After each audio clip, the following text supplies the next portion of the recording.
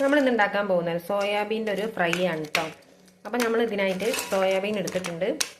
അതിലേക്ക് കുറച്ച് വെള്ളം കുറച്ച് ഉപ്പിട്ട് നമുക്കിതൊന്ന് വേവിച്ചെടുക്കാം കേട്ടോ.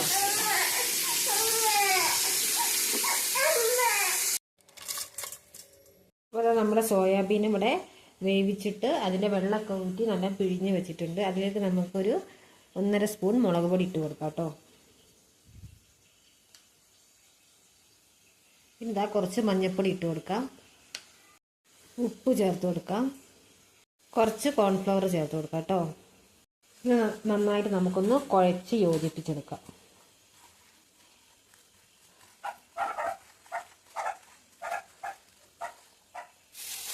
ഇനി നമുക്കിതിലേക്ക് 2 മുട്ട പൊട്ടിച്ച് ചേർത്ത് കൊടുക്കാം.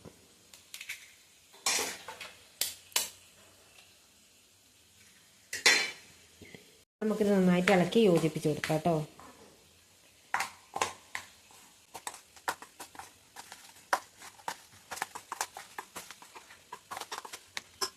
നമ്മളൊരു ചീനച്ചട്ടി അടുപ്പത്ത് വെച്ചിട്ടുണ്ട്. നമ്മൾ ഈ കുഴച്ച് വെച്ച സോയാബീനൊക്കെ ഒന്ന് ഫ്രൈ ചെയ്തെടുക്കാം കേട്ടോ. അപ്പം ചീനച്ചട്ടി ചൂടായിട്ടുണ്ട്. അതിലേക്ക് നമുക്ക് സ്വല്പം വെളിച്ചെണ്ണ ഒഴിച്ച് കൊടുത്തിട്ടുണ്ട്.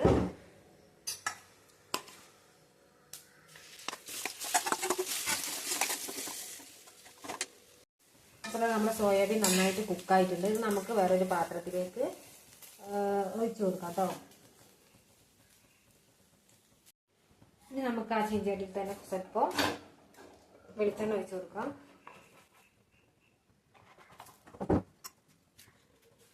അപ്പോൾ ചീനച്ചട്ടി ചൂടായി വരുമ്പോൾ നമുക്ക് അതിലേക്ക് വലിയ ഉള്ളി, തക്കാളി, ഇഞ്ചി, വെളുത്തുള്ളി ചതച്ചത് ഇട്ട് കൊടുക്കാം കേട്ടോ.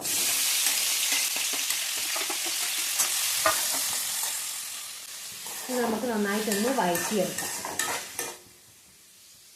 നമുക്ക് സ്വല്പം ഉപ്പിട്ട് കൊടുക്കാം കേട്ടോ. അപ്പോൾ നമ്മുടെ ഉള്ളി നന്നായിട്ട് വാടി വന്നിട്ടുണ്ട്. ഇനി നമുക്കിതിലേക്ക് സ്വല്പം മുളക് പൊടി ഇട്ട് കൊടുക്കാം കേട്ടോ. ഇനി നമുക്ക് സ്വല്പം കുരുമുളക് പൊടി ഇട്ട് കൊടുക്കാം. ഇത് നന്നായിട്ടൊന്ന് ഇളക്കി കൊടുക്കാം. ഇനി നമ്മൾ ഫ്രൈ ചെയ്ത് വെച്ച സോയാബീൻ ഇതിലേക്ക് ഇട്ട് കൊടുക്കാം കേട്ടോ.